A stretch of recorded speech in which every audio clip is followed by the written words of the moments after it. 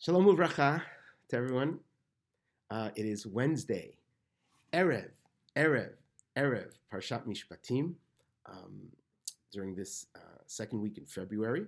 I hope everyone had a good week. I hope everyone enjoyed the Super Bowl. And if you didn't watch the Super Bowl, I hope you enjoyed whatever snacks you made. And if you didn't make snacks, I hope you just enjoyed a nice quiet day, taking a hike or just being at home. Um, Also, of course, we continue to wish the best and refuah shlema to anyone who's under the weather. As you can hear from myself, I'm still recovering. Myself, um, a little bit still congested, but and just wanted to wish everyone the best. Those who are under quarantine, my family and I are still under quarantine, given the fact that we were connected in terms of SAR. So we will not see you those who are going to be in person in shul, we will not see you till this Shabbat. We'll see you next Shabbat, just to be on the safe side.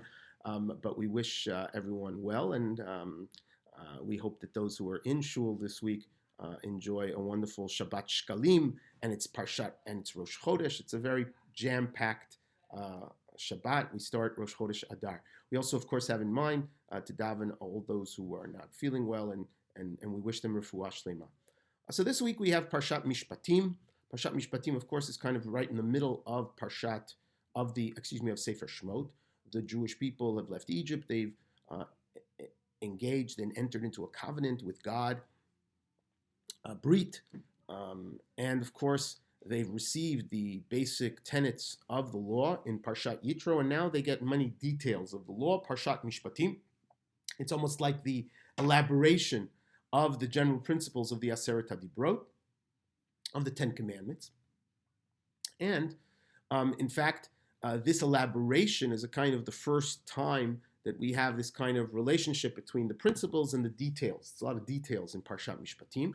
And in fact, in Europe, in many places in Eastern Europe, during the 19th century and early 20th century, this Shabbos was called the Shabbos of the Chevra Shas. It was the Shabbos, it was the Shabbat where people who generally study Talmud every week together in a group, they would have like a Kiddush, or they would have a Shabbat, a special Shabbat, because it was considered, this was the Shabbat of the kind of beginning of Torah Shebaal Peh.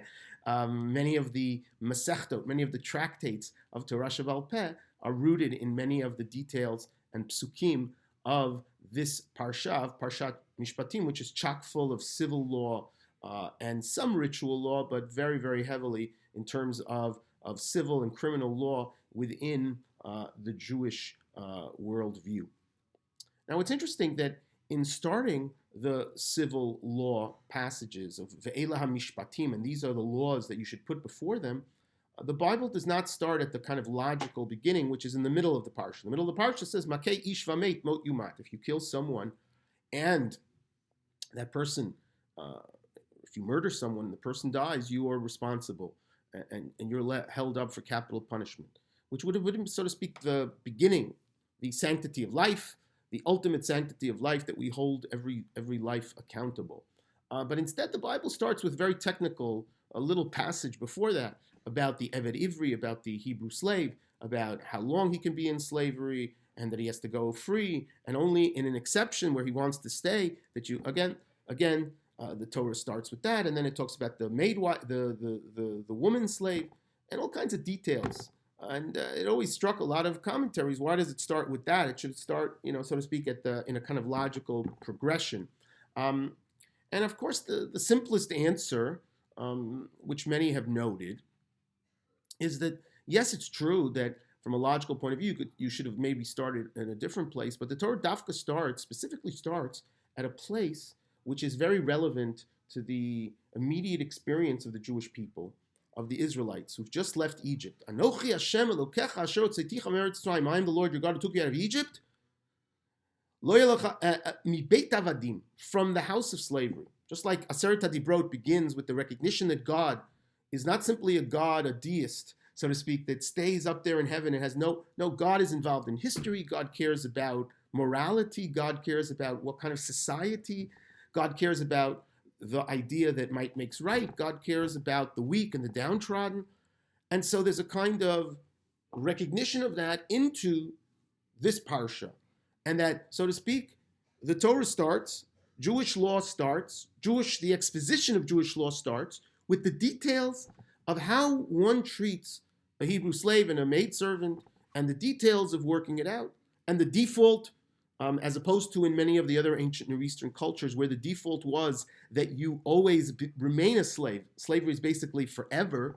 In the Torah, default is just the opposite. You don't remain a slave forever. Rather, you are, generally the default is that you have to leave. It's a special process that if you want to stay, then you have to stay. Very contrasting to many of the societies around it. Again, part of the Torah's agenda, which Rambam and others spoke about, the fact is, slavery was such an integral part of the economy of the world. It wasn't something that, it was like inconceivable. You couldn't run any society without some form of slavery or the ability to have debt slavery so people could pay off their debts and not be killed and not be sold, etc. And so this was something that the Torah ultimately abhors, and it's clear that the migama, as they say in Hebrew, the direction, the agenda of halacha is to minimize and ultimately to get rid of slavery, but it's a process. It's a slow process of weaning the world away from that and getting it into a place where there's a recognition that everyone is ultimately a servant of God and not a servant or a slave, God forbid, of another human being. And the Torah takes that experience and moves it in that direction. And of course, this is a very powerful idea, and the Torah repeats this over and over again to remind you, right, that you have to take care of the weak and the downtrodden, and the ki eved hayita be'eretz Mitzrayim, which, because you were a slave in Egypt, is a constant refrain in many of the social justice mitzvot of the Torah. And again, what's interesting about it is there's a historical experience, a crucible of experience that the Jewish people had in Egypt. And what do you do with that? We all have experiences as nations, as individuals, as families. The question is, what emerges from trauma? What emerges from that trauma? Do we become so hardened? Do we become so difficult, so depressed? Whatever it is, there's so many different things that one can choose in the face of trauma, what you will do with it.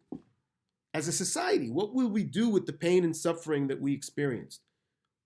Will we, on the one hand, obviously protect ourselves in the future, but will we also be cruel to others, as others have been cruel to us? Or will we internalize and say, that's not the way to be?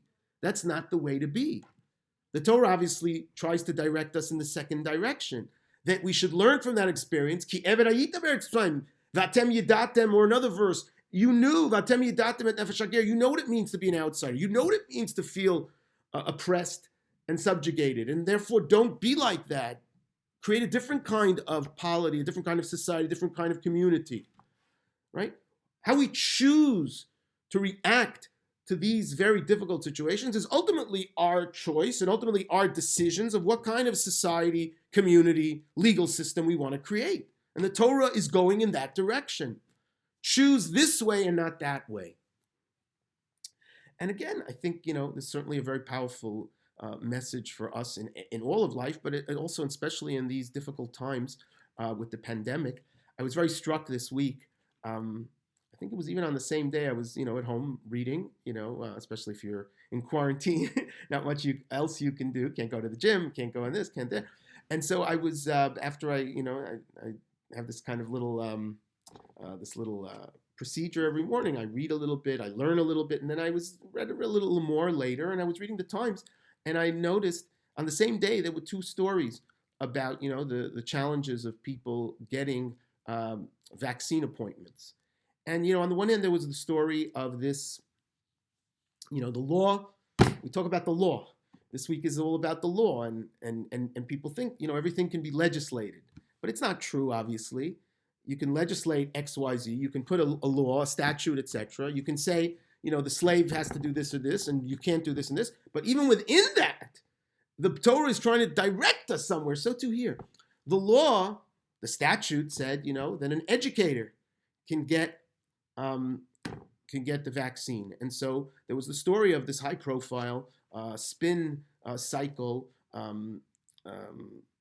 trainer who said, I'm an educator, even though the purpose, the spirit of the law was about teachers in the classroom who were there with kids and trying to, that was the whole point. They're on the front line all the time, and they are not behind the screen, running a spin cycle, a soul cycle, whatever it's called, a spin class, and this person again. I'm not saying she was evil, but she took advantage of that, and she, got a spot in some place. 50-year-old, very healthy woman, and you still hear so many people who are not being able to get spots. 85-year-olds and 90-year-olds and 75-year-olds, and people with conditions are not able to get spots. So on the one hand, that was like one part, and then on the other hand, in the same times, I think I was reading again about a group who created a Facebook group to help strangers, not even family members or people in their circle or even in the shul like we're doing, and expanded and helped so many people to try to get spots, which is such a beautiful act of chesed. And that's exactly the question. When you're confronted with certain dilemmas, confronted with certain injustice, what is your course of action? And the law may allow you certain things, but what do you do? Do you choose to be in that Facebook group helping people? Or do you choose to, so to speak, use the law and the technical language to get yourself ahead? Again, these are all these interesting questions. And again, the Torah is trying to direct us. What kind of choices do we make in the face of these challenges and dilemmas? I want to wish everybody a Shabbat Shalom. I miss everybody, and I hope everybody stays well and healthy, and we don't have too much more snow this week and the next few days. And I wish everybody a Shabbat Shalom. Chodesh Tov, Mishenichnas Adar, Marbim B'Simcha. Hopefully it should be a month full of joy. Shabbat Shalom.